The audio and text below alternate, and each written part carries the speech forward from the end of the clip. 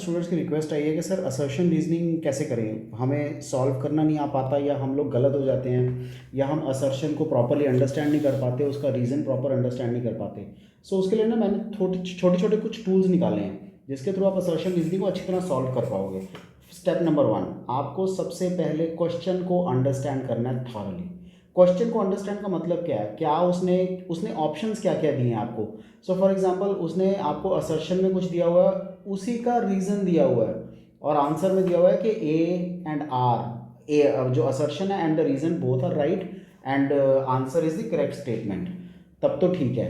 और आपको हो सकता है कुछ और ऑप्शन दी हो। मैंने आपके लिए कुछ 27 असर्शन रीजंस निकाले हैं जिसमें से आपको अंडरस्टैंड आप अच्छी तरह से कर लोगे कि कैसे इसको सॉल्व करते हैं। सो सबसे पहले आपने जब क्वेश्चन अंडरस्टैंड कर लिया ना, उसके बाद आपने इंडिपेंडेंटली असेस करना है कि ट्रूथ ऑफ दिस रीज़न है क्या, ट्रूथ ऑफ द असर्शन है क्या, और उसके बाद आपने डिटर्मिन करना है कि क्या वो वैलिड एक्सप्लेनेशन है। लेकिन अंडरस्टैंड क्वेश्चन करने के लिए एक चीज़ जो सबसे इंपॉर्टेंट है वो ये है कि स्टेटमेंट को समझना सबसे ज़रूरी है। जो असर्शन की स्टेटमेंट है उसको समझना ज़रूरी है। आपको वो जो कॉन्टेक्स्ट में स्टेटमेंट दी गई है ना, उसका ग्रास्प पूरा हो जाए, आप उसको पूरा अंडरस्टैंड कर लो। क्वेश्चन आपको कह क्या रहा है, क्या ढूंढने के लिए बोल रहा है, वो आप अच्छी तरह अंडरस्टैंड कर लो। जब आपने उसकी अच्छी तरह अंडरस्टैंडिंग कर ली, तब आपको करना है कि वेदर असर्शन ट्रू है या असर्शन इज़ फॉल्स। क्या वो इंडिपेंडेंट ऑफ द रीज़न है, या रीज़न के साथ जब हम उसको पढ़ते हैं तब वो फॉल्स आता है। ये भी हो सकता है कि असर्शन फॉल्स है, सो आप वहीं पे ही उसके आंसर कर सकते हैं, लेकिन रीज़न इररेलेवेंट होगा उस केस में, आपको समझने की फर्दर ज़रूरत ही नहीं है। So you get your answer immediately, right. जब आप रीज़न को असेस करने लगते हैं तो आपको वही चीज़ रीज़न में भी देखनी है कि क्या वो ट्रू है, फॉल्स है, इंडिपेंडेंट है, या it is related to the assertion only, right. उसके बाद आपने इनका जो जो बेसिक रिलेशनशिप है वो डिटर्मिन करना है। क्या आपने ये अंडरस्टैंड करना है कि क्या जो असर्शन है, जो रीज़न है, वो दोनों सही हैं, क्या वैलिड एक्सप्लेनेशन है असर्शन का जो रीज़न दिया हुआ है, क्या वैलिड एक्सप्लेनेशन है। इट मीन्स कि एक लॉजिकल जस्टिफिकेशन होना चाहिए, तभी वो जो रीज़न है वो उस असर्शन का सल्यूशन या कारण बनेगा, तभी वो उससे रिलेशनशिप होगा। अगर एक वैलिड एक्सप्लेनेशन, वैलिड रीज़न नहीं है ना, सो आंसर ये है कि both the statements may be true but reason जो है वो करेक्ट एक्सप्लेनेशन नहीं है। सो अपने एनालिसिस के बेस पे ही आपको एक्यूरेटली फिर रिलेशनशिप चूज़ करना है उनका, राइट। बहुत सारी आंसर चॉइसेस इसमें आती हैं। इसमें कईयों में ये होता है कि assertion is true, reason is false, assertion is false, reason is true, both are true, both are false, right, but reason is not the correct explanation, reason is the correct explanation of the assertion. You have to ensure one thing, that you need not spend more than 1.5 minute, यानी कि 1.5 minute में आपका assertion और reason समझ भी आ जाए और आप उसको अंडरस्टैंड भी कर लो।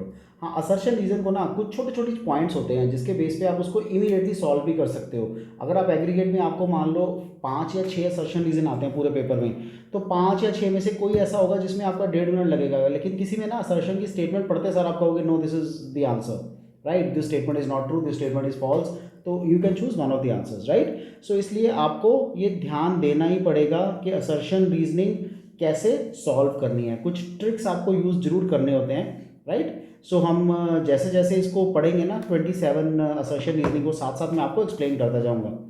सो let's start with the first one. अब देखो इसमें चूज क्या करना है, both A and R true and reason is the correct explanation of assertion, right. A and R true but reason correct explanation नहीं है। ए ट्रू है, R false है, ए फॉल्स है, आर ट्रू है। So let's understand assertion क्या कहता है, this new green revolution is leading to foreign ownership over most of India's farmland, undermining farmer का interest. So new green revolution is driven by private and foreign interest, notably MNCs like Monsanto. अब हुआ क्या, उसने बोला green revolution क्या foreign ownership लेके आ रहा है। उसने यही बोला कि green ownership is driven by private और फॉरेन इंटरेस्ट, जैसे Monsanto है तो उनका इंटरेस्ट क्रिएट होता है इसमें। So answer is A, both A and R true and R is the correct explanation of A, right. The access regulation of what came to be called the permit license Raj prevents certain firms from becoming more efficient. ज़्यादा से ज़्यादा अगर आपने law apply कर दिया permit राज licence राज वाला, उससे बहुत सारी फर्म्स जो है वो ज़्यादा एफिशिएंट हो सकती थी बट हो नहीं पाई. More time was spend by industrialist in trying to obtain a licence और lobby with the concerned ministers rather than thinking on कि अपने प्रोडक्ट्स को कैसे इम्प्रूव करें. सो लोगों ने बहुत सारा टाइम स्पेंड किया उसमें. इसमें भी असर्शन एंड रीज़न दोनों ट्रू है and R is the correct explanation. क्यों एफिशिएंट नहीं हो पाई? बिकॉज उनको कंसर्न मिनिस्ट्रीज़ के साथ अपनी लाइजनिंग करनी इंपॉर्टेंट ज़्यादा थी, तभी वो अपना काम कर पाते. नेक्स्ट थर्ड वन, वो कह रहा है industries became more diversified during 50 to 90 as compared to the situation at the time of independence. So diversified हुई. Okay. Excessive government regulation prevent industrial growth during the period. So उसने diversification की बात बोली है, इसने इंडस्ट्रियल ग्रोथ की बात बोली है. ए एंड आर दोनों करेक्ट तो हैं, असर्शन और रीजन, बट आर एक्सप्लेनेशन नहीं है, करेक्ट एक्सप्लेनेशन नहीं है. फोर्थ में वो कह रहा है industry provides employment which is more stable than the employment in agriculture. It promotes modernisation and overall prosperity. Economists have found that poor nations can progress only if they have a good industrial sector. So yes, A और R दोनों true हैं and reason is the R is the correct explanation of assertion A. Fifth question, the term modernization indicates a variety of structural and institutional changes in the framework of economic activity. So basically वो modernization की बात कर रहा है कि modernization में हुआ क्या क्या, structural और institutional changes हुए, advancement of technology and institutional innovations as well as shift in sectoral composition of production and diversification of activities. So यही हुआ. Both A and R are true. R is the correct explanation of A. Next, modernization includes adaptation of technology. So definition है basically change in social outlook. Modernization raises the standard of living of the people. अब इसमें definition है, इसमें उसका result है. So both A and R true हैं but R correct explanation नहीं है. वो कह रहे हैं नेक्स्ट में economic planning rules out the free play of market forces.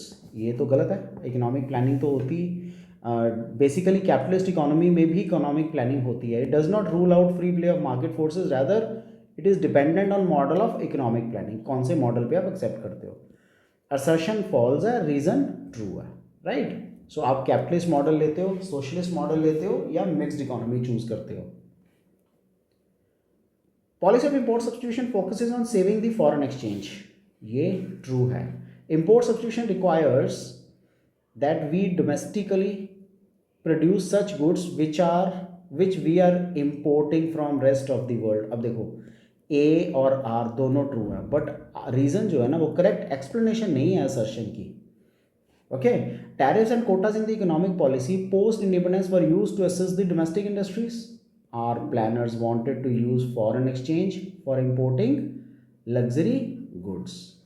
See, assertion is true but reason is false. Assertion true है, reason false है. Next, trade policy relates with protection from imports in two forms, tariffs and quotas. दो तरह से जो trade policy में protection कैसे हुई imports का दो फॉर्म्स में, एक टैरिफ्स में, दूसरा कोटाज में. Quota specify the result the quality of the goods which can be imported. ये गलत है. Assertion A is true, reason is false. Quotas का मतलब क्या होता है? रिस्ट्रिक्शंस, क्वांटिटेटिव रिस्ट्रिक्शंस, कि आप इससे ज़्यादा इंपोर्ट नहीं कर सकते, इससे ज़्यादा प्रोड्यूस नहीं कर सकते, उसको हम कोटा बोलते हैं. 11th, modernization as a planning objective does not create contradiction in the light of employment generation. Modernization is related not only to modern technique but also relates to change in outlook. So both A and R are true, but R जो है वो explanation नहीं है. Public sector was given leading role in industrialization during the period of planning. Private sector was not having enough capital. Also, market was not so big to encourage industrialists to undertake big projects, even if they had capital to do so. Both A and R are true. R correct explanation भी है. 1955 में the village and small scale industry committee, जिसको also called as Karve committee बोलते थे, noted the possibility of using small scale industries for promoting rural development. को promote करने के लिए स्मॉल स्केल इंडस्ट्रीज ओपन करनी चाहिए. स्मॉल स्केल इंडस्ट्री को डिफाइन हम कैसे करते हैं? Reference to the maximum investment allowed on the assets of the unit. So A and R दोनों ट्रू तो हैं बट आर जो है वो एक्सप्लेनेशन नहीं है उसकी. First 5 year plan gave priority to industry? No, it gave priority to agriculture. Period of 51 to 78 gave emphasizes to agriculture development, removal of poverty and import substitution. So A is false, R is true. A good indicator of economic growth is study, because study increase in GDP. GDP is the market value of all goods and services produced in the economy. So उसने indicator of economic growth बोला है, GDP तो उसका result है, ठीक है। तो दोनों स्टेटमेंट्स ट्रू हैं, आर उसकी करेक्ट एक्सप्लेनेशन नहीं है। Because of India's rapidly growing population the countries traditional agriculture practices yielded insufficient food production. So agriculture technological advancements offered opportunities to increase productivity. Both A and R are true. R जो है वो correct explanation A की नहीं है. One of the pillars of IPR 56 was to check concentration of economic power in few individual groups or business houses. So IPR 1956 में concentration of economic power कुछ हाथों में, इसको चेक किया गया था ताकि कुछ बिजनेस हाउसेस के हाथों में पूरी पावर ना चली जाए, फाइनेंशियल पावर ना चली जाए. It establish the public sector as epicentre of industrialisation. So दोनों स्टेटमेंट्स ट्रू हैं, बट आर जो है वो करेक्ट एक्सप्लेनेशन नहीं है ए का. Just a year after independence efforts towards land reform introduced हुए. Ownership of land would give incentive to the tillers to invest in making improvements. ये answer है उसका. So both A and R are true, और R is the correct explanation of A. 19th, capitalist economy fosters self interest होता है उसमें, pushes economic growth. True है. Market economy makes, सो वो capitalist economy की बात कर रहा है, यहाँ मार्केट इकोनॉमी. सो दोनों अलग अलग हो गए, but best possible use of available economic growth.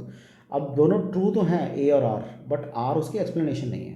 GDP indicates the size of an economy. Higher GDP indicates higher economic growth. Both A and R are true. R is not the correct explanation of A.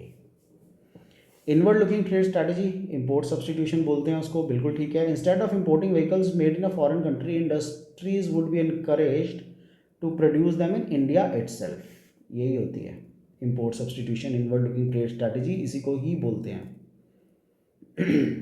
The small scale industries generate more employment than the large scale industries. Small scale industries are more capital intensive, therefore generate more employment. A is true, R is false. Small scale industries capital intensive नहीं होती, large scale industries capital intensive होती हैं. The need to obtain a license to start an industry was misused by big industrial houses. A big industrialist would get a license not for starting new firm but to prevent competitors from starting new firms. Both A and R are true. R is the correct explanation. इसी को misuse बोलते हैं ना industrial houses ने जो किया है. Only handful of states benefited from green revolution in India. Success of green revolution depends on policy implementation by the state government. Both are true. दोनों ठीक हैं, और R जो है वो correct explanation भी है.